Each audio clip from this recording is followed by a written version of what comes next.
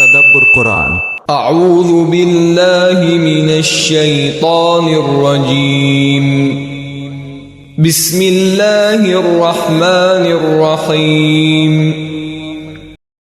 بسم اللہ الرحمن الرحیم۔ شروع خدائے رحمان و رحیم کے نام سے۔ ایک اس آیت کی تاریخی حیثیت قرآن مجید کے مطالعہ سے معلوم ہوتا ہے کہ اس آیت کا مضمون بہت قدیم زمانہ سے اہل مذاہب میں نقل ہوتا چلا آ رہا ہے۔ یہ فصیح اور بلیغ الفاظ تو ممکن ہے پہلی مرتبہ قرآن مجید میں نازل ہوئے ہوں، لیکن جہاں تک اس کے مضمون کا تعلق ہے، یہ کسی کام کے آغاز اور افتتاح کے لیے اس قدر موزونیت اور مناسبت رکھتا ہے کہ دل گواہی دیتا ہے کہ اللہ تعالیٰ نے اس کی تعلیم انسان کو بالکل شروع ہی میں دی ہوگی۔ چنانچہ حضرت نوح علیہ السلام کے متعلق خود قرآن مجید میں یہ نقل ہے کہ انہوں نے اپنے ایمان متعلقین اور اپنے ساتھیوں کو جب کشتی میں سوار کرایا تو اس وقت اسی سے ملتے جلتے الفاظ کہے۔ ترجمہ: اور اس نے کہا کہ اس میں سوار ہو جاؤ، اللہ ہی کے نام سے ہے اس کا چلنا اور اس کا ٹھہرنا، بے شک میرا رب بخشنے والا اور رحم کرنے والا ہے۔ ہود 41۔ اسی طرح حضرت سلیمان علیہ السلام نے ملکہ سبا کو جو نامہ لکھا، اس کا آغاز بھی انہی مبارک کلمات سے کیا، چنانچہ قرآن مجید میں ہے۔ ترجمہ: یہ سلیمان کی جانب سے ہے اور اس کا آغاز بسم اللہ الرحمن الرحیم سے ہوا ہے۔ نمل 30:2 کی یہ آیت دعا ہے۔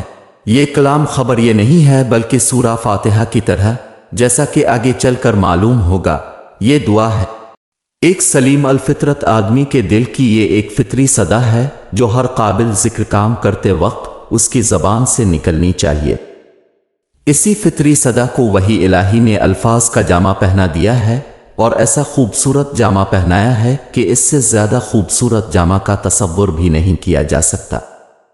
کوئی کام کرنے سے پہلے جب یہ دعا ارادہ اور شعور کے ساتھ زبان سے نکلتی ہے تو اول تو پہلے ہی قدم پر انسان کو متنبہ کر دیتی ہے کہ جو کام وہ کرنے جا رہا ہے وہ کام بہرحال خدا کی نافرمانی اور اس سے بغاوت کا نہیں ہونا چاہیے، بلکہ اس کی پسند کے مطابق اور اس کے احکام کے تحت ہونا چاہیے۔ ثانیاً، وہ اس دعا کی برکت سے خدا کی دو عظیم صفتوں رحمان اور رحیم کا سہارا حاصل کر لیتا ہے۔ یہ دونوں باتیں اس بات کی ضمانت ہیں کہ اللہ تعالیٰ اس کام میں اس کو برکت عطا فرمائے۔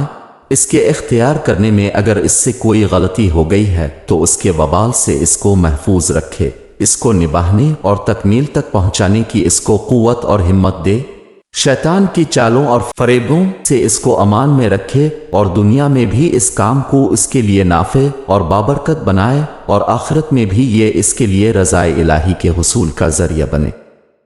جو کام اس دعا کے بغیر کیا جاتا ہے وہ ان تمام برکتوں سے خالی ہوتا ہے۔ اس وجہ سے حضور نبی کریم صلی اللہ علیہ وسلم نے فرمایا کہ جو کام بسم اللہ الرحمن الرحیم سے شروع نہ کیا جائے وہ بے برکت ہے۔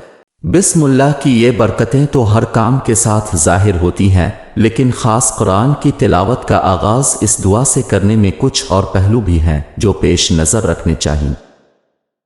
ایک یہ کہ بسم اللہ الرحمن الرحیم سے قرآن مجید کی تلاوت کا آغاز کر کے بندہ اس حکم کی تعمیل کرتا ہے جو اللہ تعالیٰ نے پیغمبر صلی اللہ علیہ وسلم کو بالکل ابتدائی وحی نازل کرتے وقت ہی دیا تھا، یعنی ترجمہ: اپنے خداوند کے نام سے پڑھ جس نے پیدا کیا۔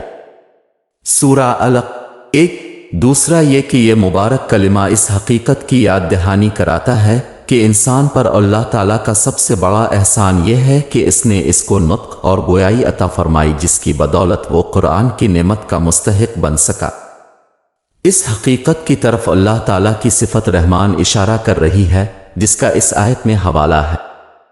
ایک دوسری جگہ یہ بات تصریح کے ساتھ کہی گئی ہے کہ یہ اللہ تعالیٰ کی رحمانیت ہے کہ اس نے انسان کو پیدا کیا، اس کو نطق کی قابلیت عطا فرمائی اور اس کو قرآن کریم کی تعلیم دی۔ فرمایا ہے ترجمہ: اے خدائے رحمان نے قرآن سکھایا، اس نے انسان کو پیدا کیا اور اس کو گویائی کی تعلیم دی۔ سورہ رحمان 1-4۔ تیسرا یہ کہ یہ آیت نبی کریم صلی اللہ علیہ وسلم اور قرآن مجید سے متعلق ایک خاص پیشین گوئی کی تصدیق کر رہی ہے جس کی سند پچھلے آسمانی صحیفوں میں موجود ہے۔ وہ یہ ہے کہ اب خلق خدا کو جو تعلیم دیں گے وہ اللہ کا نام لے کر دیں گے۔ حضرت موسیٰ علیہ السلام کی 5ویں کتاب باب 18-19 میں یہ الفاظ وارد ہیں، میں ان کے لیے انہی کے بھائیوں میں سے تیری مانند ایک نبی برپا کروں گا اور اپنا کلام اس کے منہ میں ڈالوں گے، اور جو کچھ میں اسے حکم دوں گا وہی وہ ان سے کہے گا، اور جو کوئی میری ان باتوں کو جن کو وہ میرا نام لے کر کہے گا نہ سنے گا تو میں ان کا حساب اس سے لوں گا۔ چوتھا یہ کہ جس طرح قرآن مجید خدا کی صفت رحمانیت کا مظہر ہے، اسی طرح اس کی صفت رحمانیت ہی ہے جو قرآن کے فتح باب کی کلید ہے۔ اسی سے اس کے بند دروازے کھلیں گے، اسی سے اس کی مشکلات آسان ہوں گی، اس منبع فیض سے قاری پر معانی و حقائق کا فیضان ہوگا، اور اسی کے سہارے وہ کجی اور گمراہی اور نفس اور شیطان کی آفتوں سے محفوظ رہے گا۔ 3 آیت کے اسماء حسنی۔ اس آیت میں اللہ تعالیٰ کے ناموں میں سے 3 کا ذکر آیا ہے، اللہ، رحمان، رحیم۔ مختصراً ان کے مفہوم بھی سمجھ لینے چاہیے۔ اللہ کا نام لفظ اللہ پر الف لام تعریف داخل کر کے بنا ہے۔ یہ نام ابتدا سے صرف اس خدائے برتر کے لیے خاص رہا ہے جو آسمان و زمین اور تمام مخلوقات کا خالق ہے۔ نزول قرآن سے پہلے عرب جاہلیت میں بھی اس کا یہی مفہوم تھا۔ اہل عرب مشرک ہونے کے باوجود اپنے دیوتاؤں میں سے کسی کو بھی خدا کے برابر قرار نہیں دیتے تھے۔ ان کو اس بات کا اقرار تھا کہ آسمان و زمین اور تمام مخلوقات کا خالق اللہ تعالیٰ ہی ہے۔ اسی نے سورج اور چاند بنائے، اسی نے ان کو مسخر کیا ہے، اور وہی پانی برسانے والا اور روزی دینے والا ہے۔ دوسرے دیوتاؤں کی پرستش وہ محض اس غلط گمان کی بنا پر کرتے تھے کہ یہ اللہ تعالیٰ کے مقرب ہیں اور اس کے ہاں ان کی سفارش کرتے ہیں۔ قرآن مجید میں ان کے خیالات نہایت تفصیل کے ساتھ بیان ہوئے ہیں۔ ہم اختصار کے ساتھ یہاں صرف 2-3 آیتیں نقل کرتے ہیں۔ ترجمہ ہم نہیں پوچھتے ان کو مگر اس لیے کہ یہ اللہ سے ہم کو قریب کر دیں۔ زمر 3 ترجمہ اگر تم ان سے پوچھو کس نے بنایا آسمانوں اور زمین کو اور مسخر کیا سورج اور چاند کو، کہیں گے اللہ نے، پھر کہاں ان کی عقل الٹ جاتی ہے۔ اللہ ہی روزی میں وسعت دیتا ہے جس کے لیے چاہتا ہے اپنے بندوں میں سے، اور تنگ کر دیتا ہے اس کے لیے۔ اللہ ہر چیز سے باخبر ہے۔ اور اگر ان سے پوچھو کس نے اتارا بادل سے پانی پھر زندہ کی اس سے زمین اس کے خشک ہونے کے بعد، کہیں گے اللہ نے۔ عنکبوت 61-63۔ اسی طرح تمام قوتوں اور قابلیتوں، تمام زندگی اور موت اور کائنات کے تمام انتظام و انصرام کا حقیقی منبع اور مرکز بھی وہ اللہ تعالیٰ کو ہی مانتے تھے۔ ترجمہ ان سے پوچھو تم کو کون روزی دیتا ہے آسمان اور زمین سے، کون اختیار رکھتا ہے تمہارے سم وبسر پر، اور کون نکالتا ہے زندہ کو مردہ سے اور نکالتا مردہ کو زندہ سے، اور کون سارے معاملے کا انتظام کرتا ہے۔ جواب دیں گے اللہ۔ پھر پوچھو تو اس اللہ سے ڈرتے نہیں۔ یونس 31۔ رحمان اور رحیم۔ اسم رحمان غضبان اور سکران کے وزن پر مبالغہ کا صیغہ ہے، اور اسم رحیم علیم اور کریم کے وزن پر صفت کا۔ بعض لوگ یہ سمجھتے ہیں کہ رحیم کے مقابل میں رحمان میں زیادہ مبالغہ ہے، اس وجہ سے رحمان کے بعد رحیم کا لفظ ان کے خیال میں ایک زائد لفظ ہے جس کی چندہ ضرورت تو نہیں تھی، لیکن یہ تاکید مزید کے طور پر آ گیا ہے۔ ہمارے نزدیک یہ خیال صحیح نہیں ہے۔ عربی زبان کے استعمالات کے لحاظ سے فعلاؤں کا وزن جوش و خروش اور ہیجان پر دلیل ہوتا ہے، اور فعل کا وزن دوام و استمرار اور پائیداری و استواری پر۔ اس وجہ سے ان دونوں صفتوں میں سے کوئی صفت بھی برائے بیت نہیں ہے، بلکہ ان میں سے ایک خدا کی رحمت کے جوش و خروش کو ظاہر کر رہی ہے، دوسری اس کے دوام و تسلسل کو۔ غور کیجئے تو معلوم ہوگا کہ خدا کی رحمت اس خلق پر ہے بھی اسی نوعیت سے۔ اس میں جوش ہی جوش نہیں ہے بلکہ پائیداری اور استقلال بھی ہے۔ اس نے یہ نہیں کیا ہے کہ اپنی رحمانیت کے جوش میں دنیا تو پیدا کر ڈالی ہو لیکن پیدا کر کے پھر اس کی خبرگیری اور نگہداشت سے غافل ہو گیا ہو، بلکہ اس کو پیدا کرنے کے بعد وہ اپنی پوری شان رحامیت کے ساتھ اس کی پرورش اور نگہداشت بھی فرما رہا ہے۔ بندہ جب بھی اسے پکارتا ہے وہ اس کی پکار سنتا ہے اور اس کی دعاؤں اور التجاؤں کو شرف قبولیت بخشتا ہے۔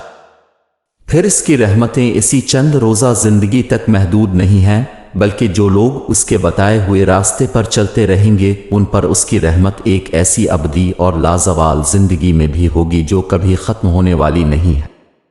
غور کیجئے تو معلوم ہوگا کہ یہ ساری حقیقت اس وقت تک ظاہر نہیں ہو سکتی جب تک یہ دونوں لفظ مل کر اس کو ظاہر نہ کرے۔ 4 قرآن میں اس آیت کی جگہ۔ اس آیت سے متعلق ایک اہم سوال یہ بھی پیدا ہوتا ہے کہ قرآن مجید میں اس کی اصل جگہ کہاں ہے؟ یہ سوال اس وجہ سے پیدا ہوتا ہے کہ یوں تو یہ ہر سورہ کے شروع میں سوائے سورہ توبہ کے ایک مستقل آیت کی حیثیت سے لکھی جاتی ہے، لیکن کسی سورہ میں بھی ماں سوائے سورۃ نمل کے بظاہر اس کے ایک جزو کی حیثیت سے یہ شامل نہیں ہے۔ اس وجہ سے اس امر میں اختلاف ہوا ہے کہ یہ کسی خاص سورہ کا حصہ بھی ہے یا ہر سورہ کے اوپر یہ صرف بطور ایک متبرک آغاز اور ایک علامت امتیاز کے ثبت ہے۔ مدینہ، بصرہ اور شام کے قراء اور فقہا کی رائے یہ ہے کہ یہ قرآن کی صورتوں میں سے کسی سورہ کی بھی بشمول سورۃ فاتحہ آیت نہیں ہے، بلکہ ہر سورہ کے شروع میں اس کو محض تبرک اور ایک علامت فصل کے طور پر درج کیا گیا ہے۔ اس سے ایک سورہ دوسری سے ممتاز بھی ہوتی ہے اور قاری جب اس سے کسی سورہ کا افتتاح کرتا ہے تو اس سے برکت بھی حاصل کرتا ہے۔ یہی مذہب امام ابو حنیفہ رحمۃ اللہ علیہ کا ہے۔ اس کے برعکس مکہ اور کوفہ کے فقہا کا مذہب یہ ہے کہ یہ سورہ فاتحہ کی بھی ایک آیت ہے اور دوسری سورتوں کی بھی ایک آیت ہے۔